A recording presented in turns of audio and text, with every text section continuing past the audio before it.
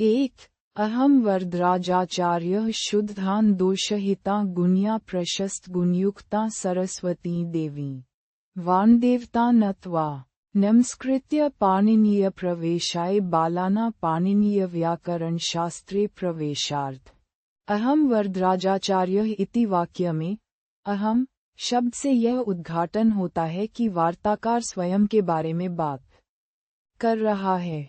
वरदराजाचार्य नाम से यह ज्ञात होता है कि उनका नाम वरदराज है और वे एक आचार्य हैं, अर्थात ज्ञान के प्रसार में संलग्न हैं।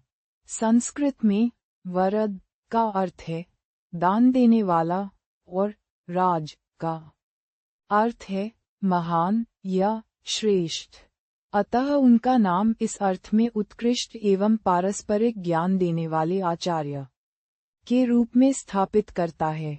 इस वाक्य के अगले भाग में वे शुद्धान दोषहिता एवं गुण्या सरस्वती देवी नमस्कृत्य के माध्यम से सरस्वती देवी की स्तुति कर रहे हैं। शुद्धान का अर्थ है निर्मल, दोषहिता का अर्थ है जिसमें कोई अवगुण न हो, और गुण्या से तात्पर्य है अनेक गुणों से युक्त। यहाँ सरस्वती देवी को ज्ञान, कला, संगीत और शब्दों की देवी के रूप में चित्रित किया गया है। वानदेवता से उनका संकेत वाणी की देवी अर्थात सरस्वती की ओर है। वे देवी को प्रणाम करके ज्ञान की प्राप्ति की शुभकामना देते हैं।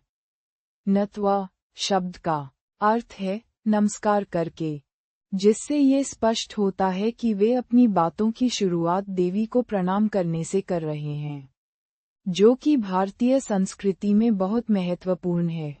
इसके पश्चात नमस्कृत्य शब्द का प्रयोग करते हुए ये खुलासा करते हैं कि उन्होंने अभिवादन किया और फिर पाणिनीय प्रवेशाय की ओर संकेत करते हैं। पाणिनीय शब्द से यहाँ पाणिनि की ओर इशारा किया गया है, जो संस्कृत व्याकरण के प्रणेता हैं।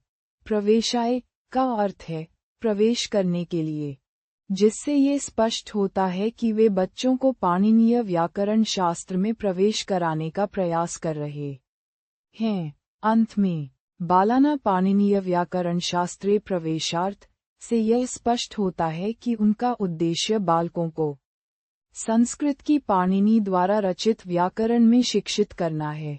यहाँ बालाना का अर्थ बच्चों से है और प्रवेशार्थ का मतलब है प्रवेश करने का अवसर प्रदान करना। इस प्रकार उपर्युक्त पंक्तियों में वरदराजाचार्य द्वारा सरस्वती देवी को प्रणाम करते हुए बालकों को संस्कृत में पाणिनि के शोध और शिक्षण पद्धति के माध्यम से प्राप्त ज्ञान की ओर प्रेरित करने का प्रयास स्पष्ट रूप से दर्शाया गया है। ये कार्य साधारण पाठकों एवं विद्यार्थियों के लिए किया जा रहा है, ताकि वे संरचित और उचित व्याकरण के माध्यम से संस्कृत की महत्वपूर्ण विधाओं का प्रभावी अध्ययन कर सकें।